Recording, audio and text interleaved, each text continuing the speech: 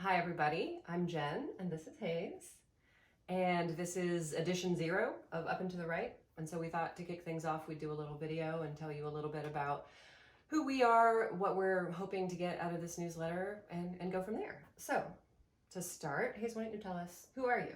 Over the last 12 years or so, I've been focused on revenue organizations at many different sizes and scales of companies. In 2018, we sold our first company, Union Metrics, to a company here in Austin called Trendkite. We were pretty small. We were less than 20 people at Union Metrics, and then Trendkite was about 200 people, very much in the growth stage. And from there, Trendkite sold to a publicly traded company called Cision. They're about 4,000 people, very much in the mature stage. And then earlier this year, Cision sold to a private equity firm and got taken private. So really have gotten the sampler platter of company sizes and experiences. And so, where I come from in terms of revenue, I was Senior Vice President of Revenue Operations at Cision after we got acquired, and got to see all kinds of challenges and successes of running a global revenue operations organization. That was really exciting, but I really came to this from my experience being a software engineer and founding Union Metrics. And to be honest, a decade ago, I didn't have a lot of respect for sales and sales organizations. I didn't understand them. It was kind of foreign to me. I didn't get how they worked.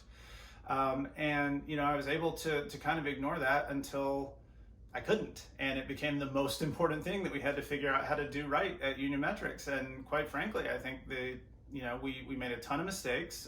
We learned a lot of lessons. Since then, since that acquisition, my focus has really been on how do I learn more? How do I focus more on revenue organizations? And I've really come to love not only the nuts and bolts of setting them up and building them, but also working with all of the people who are focused on revenue organizations. I think that's how I got here. So Jen, how about you? So I'm also co-founder of GradientWorks, and I guess I should start by saying my name is Jen Deering-Davis, for those of you who don't know me yet. And my role here is going to be head of marketing, but I come to this sort of some of a similar path for Hayes, because we did found Union Metrics together, which we started in 2008. But my background before that was in communications, and I actually have a PhD in communication from the University of Texas. So I come from more of an academic background to start.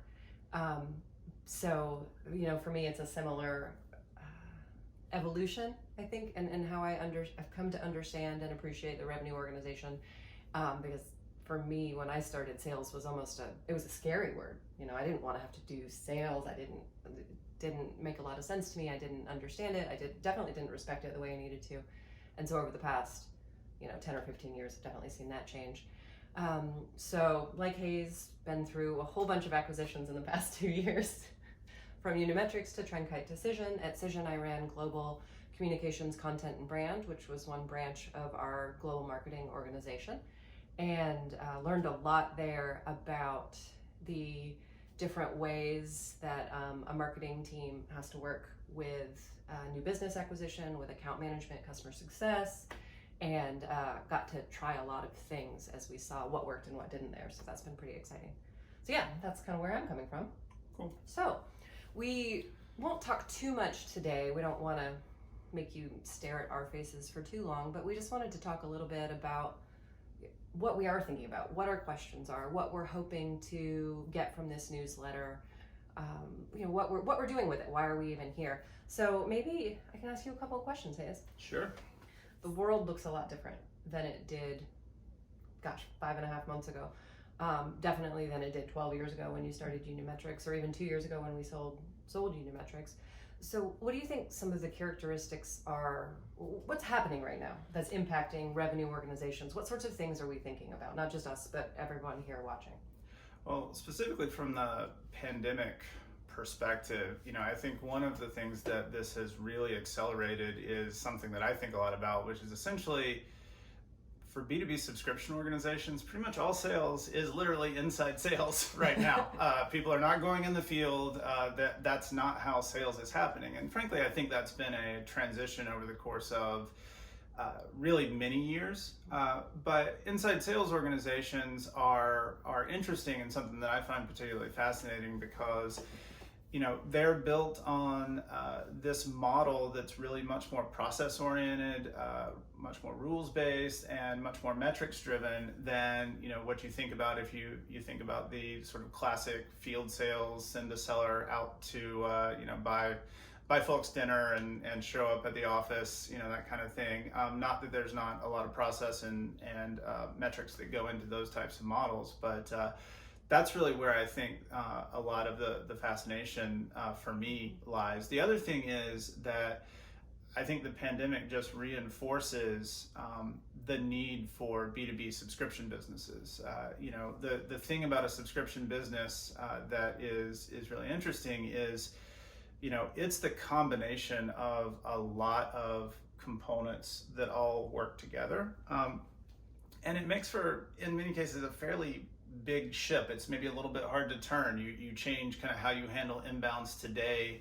That's going to take a few months to have an impact because of all the lead time. You change some things that you want to do around retention. You may not know how that's going to perform for the next 12 months, but it also means in this time of tremendous change, you've got a little bit more built-in stability into the organization. And so I think we've actually seen that subscription revenue businesses are in many ways weathering this storm a little bit better than maybe more transactional businesses that are a little bit more impacted by the day-to-day fluctuations of folks buying today versus putting off that decision later. Mm-hmm. There's a lot going on there. I think all sales or inside sales is a really interesting idea, and that many of us are managing remote teams who have never done that before, or maybe we've had a few people remote, but we've never been fully distributed. And the way that you manage and motivate a sales team when you're not all in the same room together is really different. Mm-hmm. And I think there's a lot there that we want to explore through this newsletter. That's something that's personally really interesting to me. So there's a lot of cool stuff going on in our business world, while the rest of the world around us is just falling apart. Yeah, and certainly, I think the challenge that we have here is not just thinking about our revenue organizations, but we need to figure out how to continue to protect our businesses, but also have empathy for our customers, our employees, for everyone who's going through a lot of difficult times right now. And to me, that highlights one other aspect that I think is really interesting about revenue organizations. It's kind of trite to say that they're built off of, people, process, and technology, but they really are, and the people come first in that. And you can't build any successful, B2B subscription revenue organization without both understanding and respecting the psychology of the people that work for you, and understanding and respecting that same thing with your customers. And so, because it's organized around that long-term customer life cycle, you can't just you literally cannot treat your customers transactionally. You have to be good to them throughout the lifetime of their relationship, and really beyond with your company. Mm-hmm. And that does look a lot different now than it did. Being understanding about their situation and their circumstances, and what does that mean for things like new business and renewals, and just generally how are they doing? And there's a lot going on there. So, yeah. What makes you get up in the morning right now? What are you excited about that we're working on? Well, some of those things I can't tell anybody about yet, but I mentioned that my background is a software engineer, which might be kind of a strange path to end up, really focused on revenue. But for me, I don't actually think it's all that strange. What I loved to build when I wrote a lot of software was big distributed systems with lots of interconnected parts where data flowed from here to there, and you had to make sure that it always worked and it was fully optimized, and it was the right kind of system to meet your goals. And what I quickly came to realize as I started working more with these revenue organizations is it's very similar. You are putting teams together, and you're optimizing how those teams work together, and you have this, these MDRs, their job is to take inbound leads and produce demos, and then these AEs, their job is to take those demos and produce customers, and you pass those along to the account managers, and dealing with the often messy distributed system that's built up of that people, process, and technology is something that anybody who I've talked to one-on-one recently will say, like, I definitely get pretty excited about that stuff, because it's a fascinating people problem and a fascinating engineering problem all rolled up into one, and I think it really fits what I'm excited about right now. Thank you very much for subscribing to the newsletter, for your, for those of you who offered support and kind words and everything as we kind of publicly announced our existence earlier this week. It really means a lot to us. Thank you for doing that. And we are going to do everything we can to make this newsletter and all of our unique original content valuable. And hopefully you'll want to tune in every week. Thanks. Yeah, absolutely.